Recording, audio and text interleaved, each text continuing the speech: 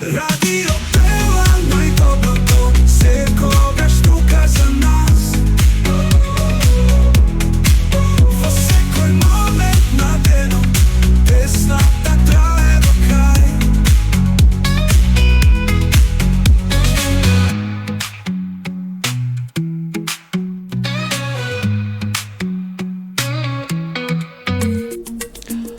Добар ден, почитувани, и добро ни дојдовте во програмата Радио што се гледа.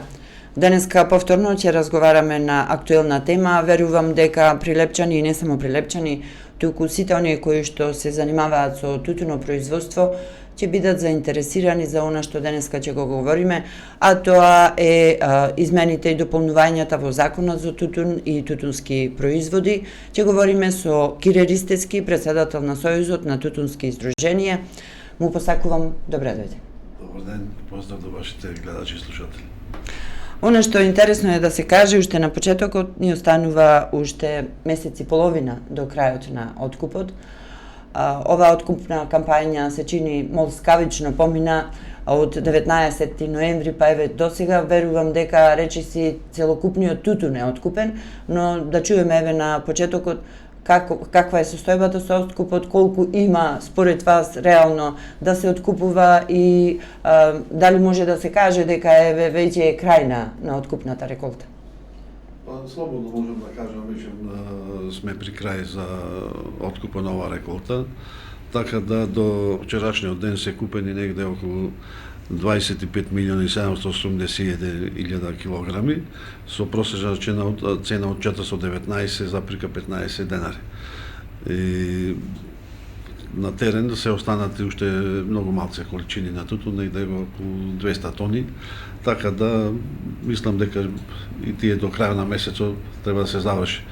Зама да не заборавиме, откупот трај до 25 февруар. Така.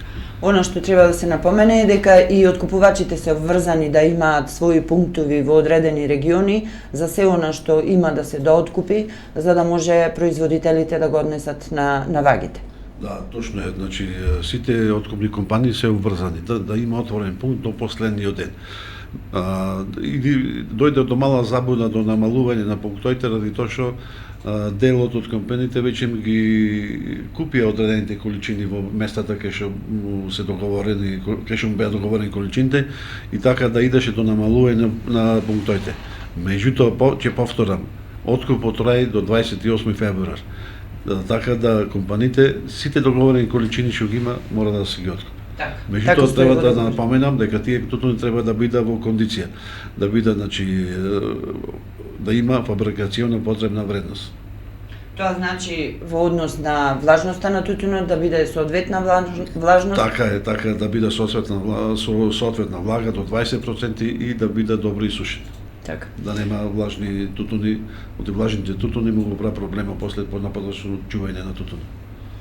И станува збор за нереална тежина, бидејќи со влагата заедно, тогаш станува збор за тежина која што се мери на вагите и достигнува поголема отколку што реално е, тоа не е сув ферментиран тутун. Да, па тој таков проблем имавме лани, лани имавме негде објективно околу 20 милиони, 21, но излего е 24. А сето тоа се однесуваше на влага, песок и кала. И годинава имавме таква појава, меѓутоа во споредба со ланската година многу подобро поминаа откупувачите со откупот на тутун. На почетокот од овој разговор да напоменам дека оние кои што се заинтересирани можат да се јават и да се вклучат во програма со прашање до председателот на Сојузот на тутунски издруженија Кире Ристевски. Можете да се јавите на 075 235 665 или пак да пишете во коментар на видеото кое што во моментов оди на Facebook во живо. Оние што не слушате на радио или преку интернет, исто така, уште еднаш да го повторам телефонскиот број 075 235 665. Ќе ве вклучиме во програма доколку имате одредени прашања, бидејќи ќе разговараме на тема околу измените и дополнувањата на Законот за тутун. Она што е најавено, значи станува збор за повеќе прашања, ќе дискутираме околу тоа. Изменатиот период, многу здруженија и поединци до Радио Пела достави одредени предлог измени кои што би сакале да се најдат во Законот за тутун.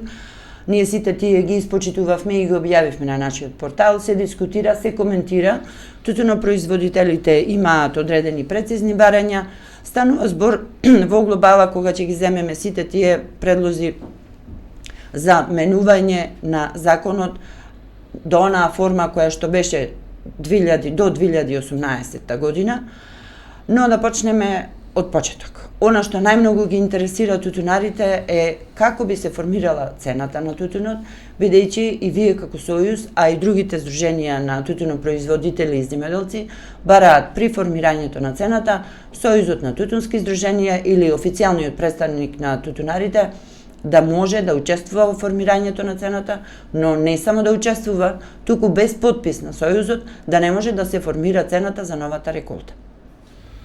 Па вака да ви кажам, при самото идење како председател на Сојузот на тутунски здруженија мака на тутуноберачите, си поставивме за цел и за задача да ги вратиме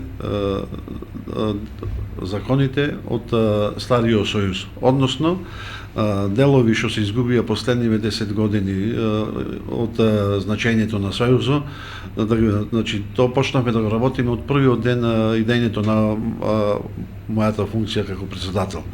Една од првите барања беше да се врата ингеренциите на Сојузот на тутунот. Што значи тоа? Значи без наша согласност, без согласност на Сојузот на тутунските здруженија, да не може компаниите да отпочнува да ги работат договорите, односно да не може да склучува договори.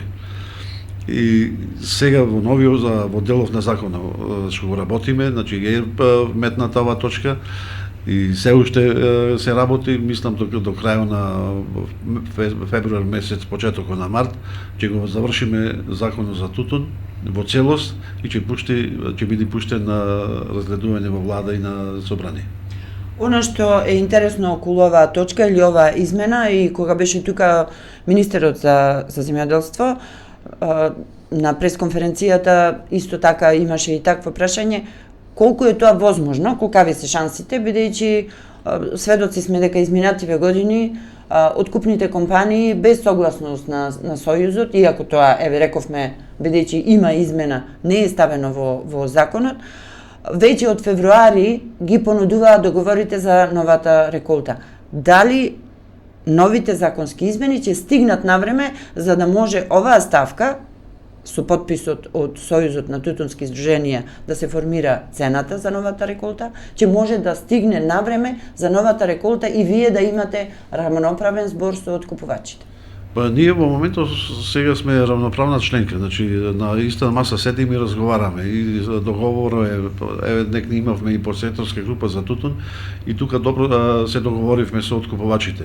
Значи до 15 февруар ние треба да излеземе пред министерството со одредени заклучоци, односно со цени на новите договори. Со тоа што ако не се сложиме ние како Сојуз, значи тука како медиатор ќе се јави Министерство за земјоделие и ќе се пресече. Значи никако не може да биде таа одлука што ќе донесеме ние Сојуз и откупувачите или министерството, никако не може да биде на штета на тутунопроизводителите. Се во интерес да го задржиме само производството на тутун и да ги ангажираме, да се ангажира повеќе младите луѓе да го садат овој производ. Така. Во однос на овој дел, во однос на формирањето на цените, со еден од откупувачите во неформален разговор, ни беше кажано дека многу е тешко или речиси невозможно да се формира новата цена за новата реколта за ориентален тутун во февруари или во март, заради тоа што не функционира така меѓународната берза за тутун. Колку е ова точно? Видете, еве ние при самото формирање на цената како Сојуз, значи ги земаме многу параметри за да дојдеме до конечната цена на тутунот. Значи тука земаме инфлација, земаме репроматеријали, подкрепање на репроматеријали, разголемување на работна рака и врз основа на сите тие показатели ќе носиме цената на тутун. Меѓутоа морам да напоменам дека цените што ќе ги носиме за ова реколта ќе биде исклучиво по класи. И бараме ценењето да биде, односно купувањето на тутунската суровина да води по класи. Заради тоа што единствена земја сме сега во моментот во обкружувањево, кај што се купува ориенталскиот тутун само во прва класа. Никој друг не откупува само во една класа. Не, значи окружување до крајна скојсни производители Грција, Турција и Бугарија го купува на класи, само кај нас е на прва класа, што јас мислам за дека е грешка. Со тоа го доведуваме тутунската индустрија во квантитет, а не во квалитет. Точно. Да започнеме сега со оние останати измени кои што се предлагаат или еве да споменеме што се останатите здруженија бараат или тутунопроизводители, а верувам дека и во преговорите досега и вие ги имате начнато како Сојуз на тутунски здруженија, зголемување на ингеренциите на Сојузот. Не само во однос на формирањето на цената, но како би се зголемиле ингеренциите на Сојузот и Сојузот на тутунски здруженија да биде она што беше како организација која што ги представуваше тутунарите на највисоко ниво, бидејќи треба да седне на заедничка маса, како што и сами рековте, рамноправно со откупувачите и со Министерството за земјоделство. Што друго треба да се измени во законот? Точно така, значи Сојуз на тутунски здруженија не е само за формирање на цената и тука за активностите. Меѓутоа, ние се вклучуваме покрај формирање на цената и начинот на откуп, регулирање на откуп на самиот тутун, регулирање на, односно обезбедување на повереници, на проценители за компаниите. Значи, сето тоа ние го работиме со откупувачите, односно и со Министерството. Еве само да напоменам, сакаме да внесеме новина за почетокот на откупот на тутунот. Значи, досега ни беше вариабилно од 15 ноември до 15 декември, кој сака може да почне, кој не. Меѓутоа, ова година увидовме дека тоа е грешка во начинот на купување на тутун и сега предложивме ние нов закон, почнување на тутунот да биде 1 декември. И мислам дека тука ќе успееме во тоа да го дефинираме и да дојдеме до тој датум, почетокот на сите откупувачи да биде во исти ден 1 декември. Во фаза сме на размислување и денове бев во Скопје на состанок и во Министерство и на факултетот за земјоделски факултет. Сме во фаза на размислување да го скратиме и време траењето на откупот. Ради тоа што на времето траеше откуп и март месец, меѓутоа да не заборавиме, тоа имаше откупи 30 до 50 ваги или откупни места. Во моментов ние имаме сега 350. Така да нереално е за 350 ваги за откуп да трае откупот 90 дена. Значи ние бараме да почне 1 декември, а крајниот рок да биде 15 февруар. Меѓутоа, за ова решение се уште ќе бараме подкрепа и од научната фела, дали е издржано или не е издржано. А дали откупувачите се сложуваат на вакво нешто? Откупувачите се сложува и ние како Сојуз се сложуваме, ради тоа што и откупувачите ги намалуваат трошоците при самиот откуп. Треба цело време треба да има обезбеда просторија, работници, проценители, а така и ние како Сојуз ќе ги намалиме трошоците за помал број на повереници.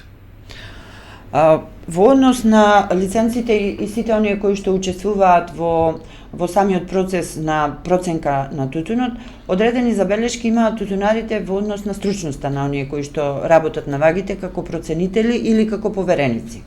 Што тука вие како Сојуз или, еве да речам, не само како Сојуз, и во разговорите со откупувачите и со Министерството, ги имате како сознанија и може да се измени, заради тоа што, да бидеме јасни и реални, во моментов лиценца многу лесно се добива, но колку тие луѓе можат практично со свое знаење да проценат реално што се случува на вагата. И во тој дел имаме ново решение, законско решение за добивање на лиценца, така да досега беше само носител на договор или со соодветно образование да може да полага да добие лиценца за проценител и за повереник. Сега ја правиме измената, покрај носителот што е на договорот, да може да полага потесното семејство, син, ќерка, сопруга. Така да за тоа со ова одлука намалуваме притисокот за добивање на лиценци по одредени канали, да дојде до образование, до соодветна диплома и така тука на тој дел мислам дека тоа ќе биде прифатено и од откупувачите и од нас како Сојузот, ради тоа што во моментов ние црпиме повереници и откупувачите проценители врз основа на полагање на лиценцата. Еви еден апел до Министерството за образование, ради тоа што во Прилеп постоеше, се уште постои тутунското училиште Орде Чопела, кој произведуваше кадар тутунски техничари. Меѓутоа 10 години уназад, значи не произведува кадар тутунски техничари, а тоа беше единствено училиште во Европа што произведуваше кадри за тутунски техничари.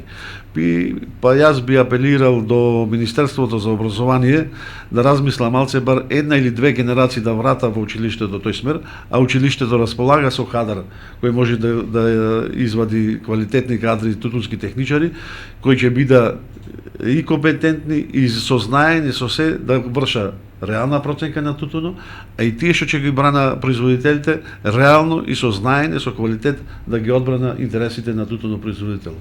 И ова барање ќе го поднесеме писмено до Министерството за образование, што побрзо да се отвора бар две генерации на паралелки на тутунски техничари.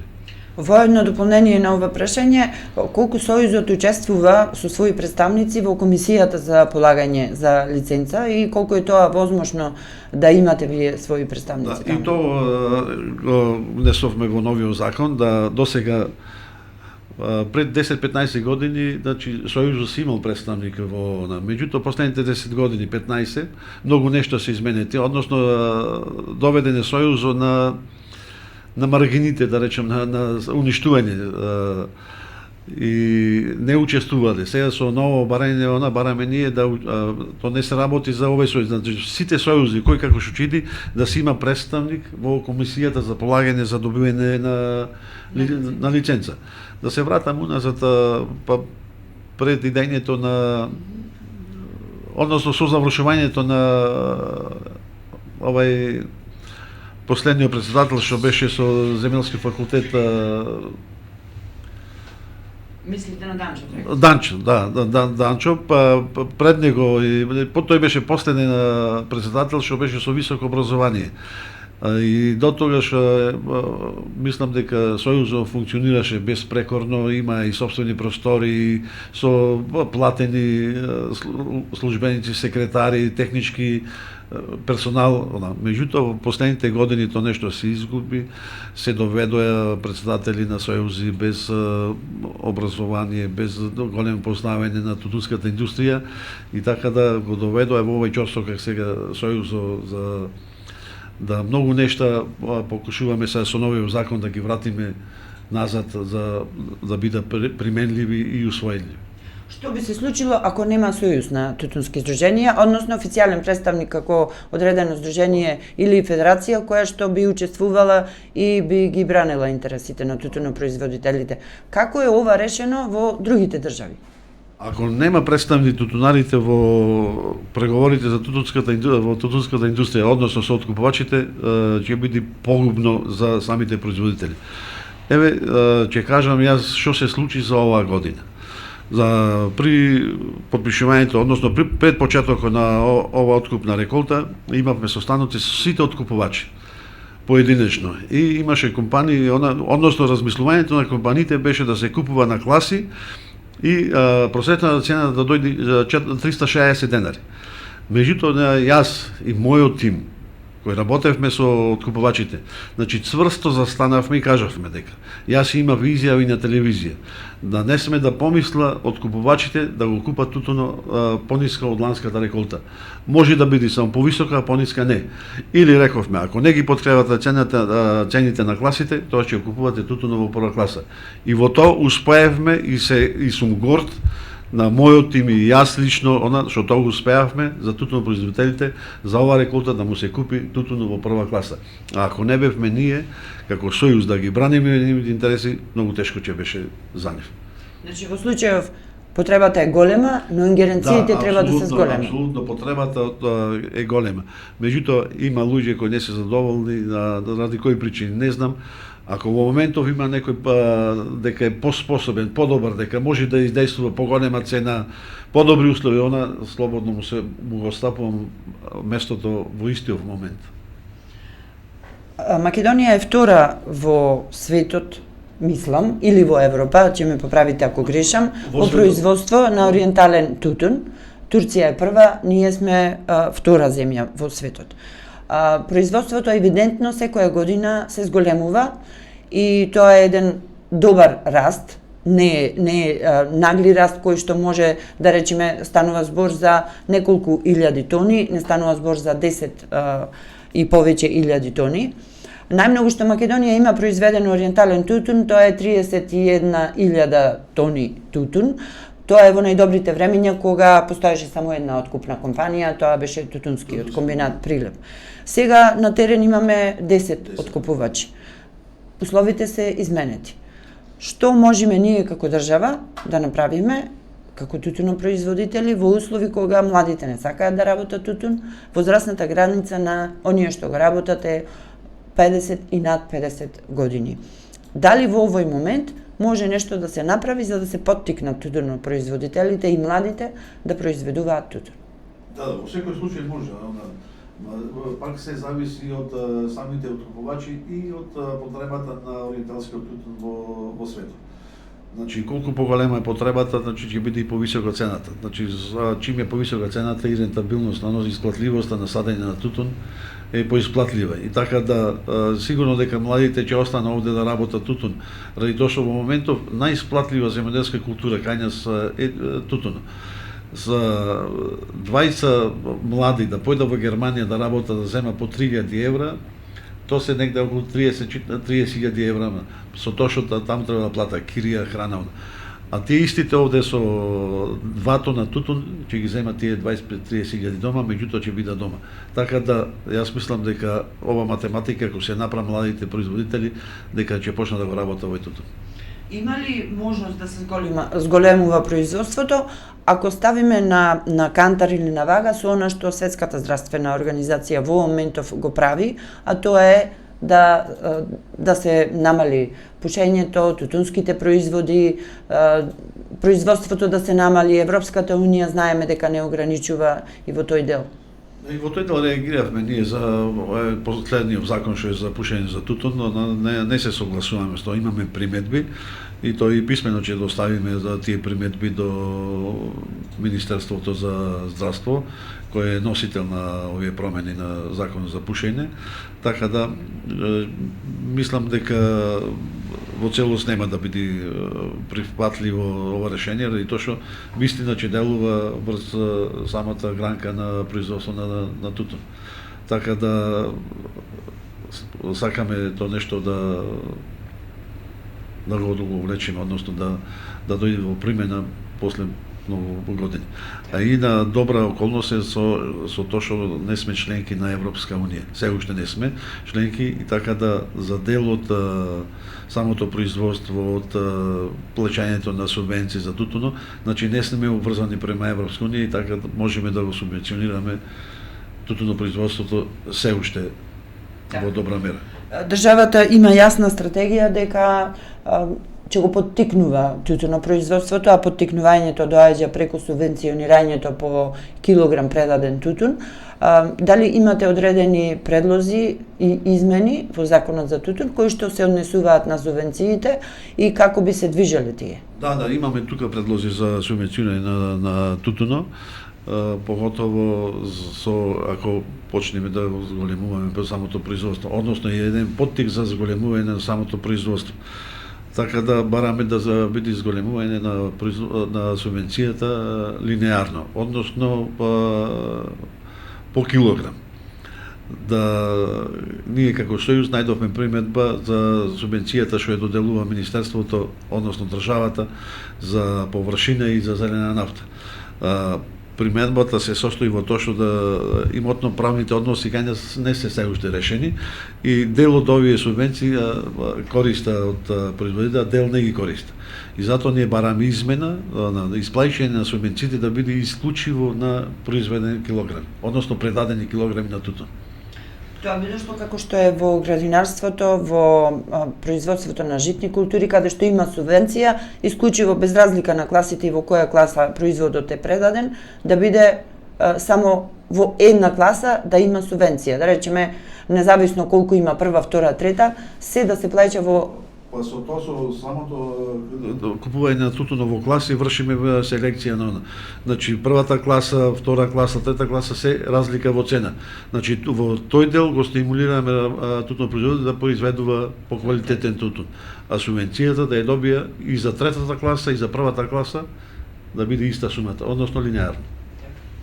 Во однос на делувањето на државата, инспекцијските служби, тука би рекла најмногу, верувам дека имате одредени предлози, бидејќи сведоци сме дека инспектори недостигаат, особено во земјоделскиот сектор, каде што најмногу треба, и за време на откупот се случи при една контрола, инспекторатот да има одредени забелешки, стануваше збор за тоа дека имало тутун кој што бил за откупување со голема влажност.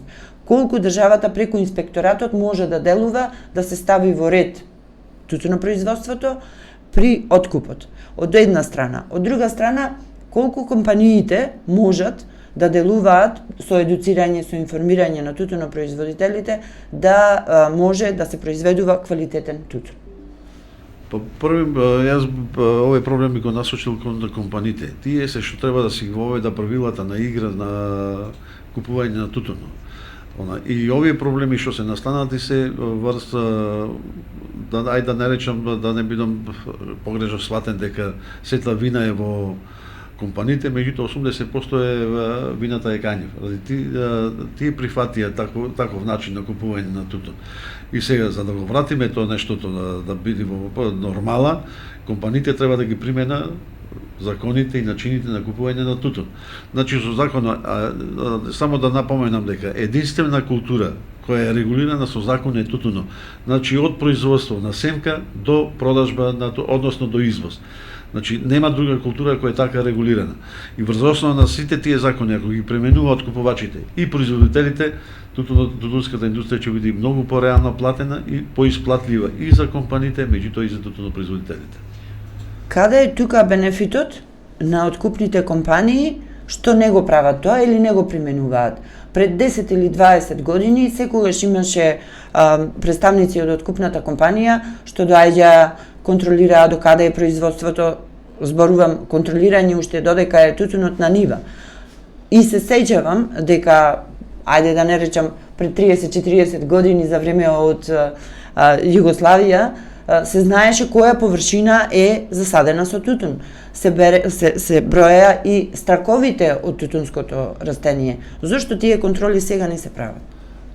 Има и тие контролеви. Јас кога бев во тутунски комбинат во дело на откупа на кооперацијата за купување на тутун, значи ги правевме тие контроли, меѓутоа се намалија, значи го немаше стариот начин на броење на самата површина колку страхови има засадено.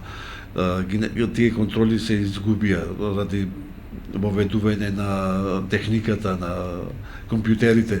Меѓутоа сепак постоа контроли, колку се реални, тоа треба да знаа самите компании, односно стручноста на самите инструктори што се ги носи и самите, од нив зависи ги носи правите резултати, односно правите проценки на теренот на засаданиот тутун. И уште една забелешка има во однос на тие измени што треба да се направат, се однесува на увоз на необработен сиров тутун. Државата направи измена во законот, за време на откуп не смее да се увезува сиров тутун во Македонија. Што вие на овој план, на ово прашање преземате? Дали ова навистина прави проблем во однос на откупот на тутунот, бидејќи еве со таа мерка се заштитува домашното производство? Па, ланската година ние по скратена постапка го поднесовме законот за тутун, за забрана закон за тутун, ради тоа што во моментот за време на откуп вистина правеше проблеми, се увози на тутун, криумчарење, така да и делуваше на самата цена на нашиот тутун.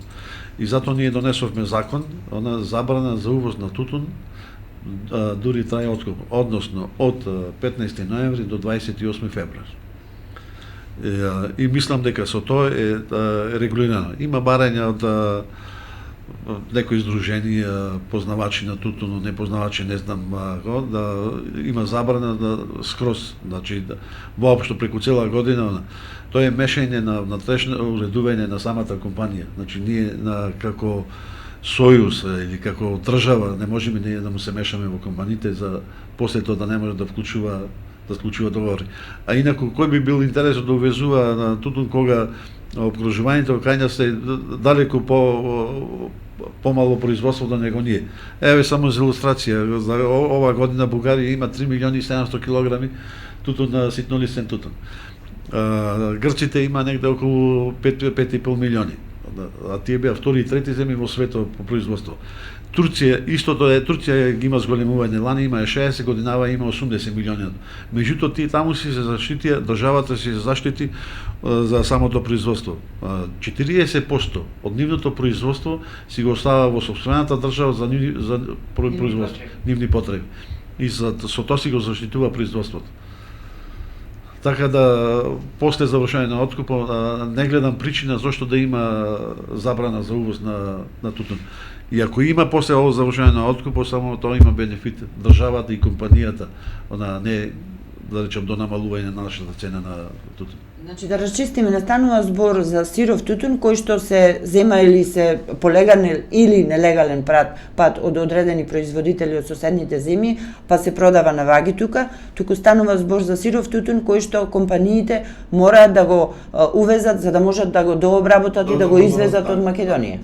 Значи, еве кај нас 10 фирми се во моментов кој откупува, па да не речам 6-7 се со грчки капитал. Во однос на зелената нафта и субвенции по површина, рековте дека многу малце овој дел се користи.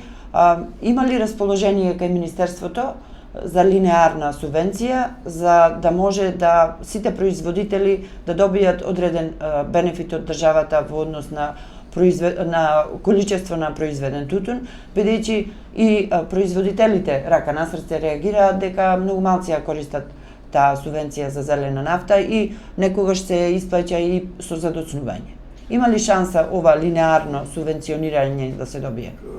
Како што спомнав пред малце, ние сме против тој начин на субвенционирање на тутуно, ради тоа што вистина одреден број, односно половината производители не може да дојдат до субвенциите по површина и зелена нафта. А тоа е сето ради тоа што не се решени имотно-правните односи.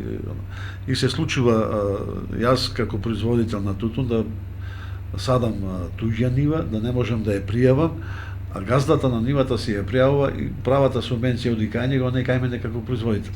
И затоа тука настојувам за волја на вистината, со Министерството за ова се уште немаме почнат да разговараме, меѓутоа не отстапуваме од нашето барање дека субвенцијата да биде исклучиво по килограм предаден тутун. Мислам дека ги фативме од прилика сите промени кои што се најавуваат или предлог измени во законот за тутун. На крајот од разговорот, она што би сакала да проговориме за активностите на Сојузот, покрај тоа што сте директно вклучени во тие преговори за измени во законот. Вие имате и најавено одредени активности како организација што оваа година 2026 ќе ја преземете на меѓународен план. Се најавува дека ќе имате и меѓународна конференција која што би се одржала тука во Македонија, а исто така ќе присуствувате на одредени меѓународни собери и надвор од државата. Зашто поконкретно станува збор? Па, не знам, после колку години станавме членка ние на УНИТАП, односно тоа е организација на земји производители на ситнолистен тутун. И таму сме полноправни членки. кои бевме примени за полноправно членство во НАјАПОЛ, на кој состанок присуствував и јас. Сега во моментов има моја делегација представници во Краков во Полска, исто за УНИТАП за одржливо производство, за да го одржиме производството на ароматичен тутун и да се спротивставиме на Европската унија, односно на Светската здравствена организација и на олигарците од Европа за да не дојде до намалување на тутунопроизводството. Инаку како членки на УНИТАП, полноправни членки, имаме крајот на мај годишна конференција овде во Македонија и во крајот на септември, почетокот на октомври, имаме исто овде конгрес на Светската организација за производство на ситнолисни и крупнолисни тутуни, така да имаме две големи активности околу случувањето на тутунот, значи со Европската унија, односно Федерација на производство на ароматичен тутун крајот на и Светската во крајот на септември, почетокот на октомври. Ви посакувам се најдобро во овие активности, пред се она што го имате замислено и зацртано како Сојуз на тутунски издруженија, да се оствари во однос на измените во законот за тутун, бидејќи тутунарите тоа го очекуваат. Треба да знаат кои ќе бидат цените во договорите за да можат да го планираат производството, но и ингеренциите на Сојузот да се вратат онакви какви што беа пред 7 и повеќе години, за да може овој сектор и понатаму да расте, затоа што секогаш има иднина. Да, во секој случај, значи ние сме и постоиме за тутуно и за тутунарите и значи до последно ние ќе ги бараме сите можни шанси за да дојде до одржливо и до исплатливо производство на ова суровина. Така да нема остапки, да не се секира тутунопроизводителите, ние сме секоја со нив и ги слушаме нивните барања и ќе ги преточуваме и во закон и во подзакони, сето тоа да се во интерес на тутунопроизводителите. Благодарам. Благодарам и вас на поканата. Слушајте ги најдобрите музички дела на Радио Пела.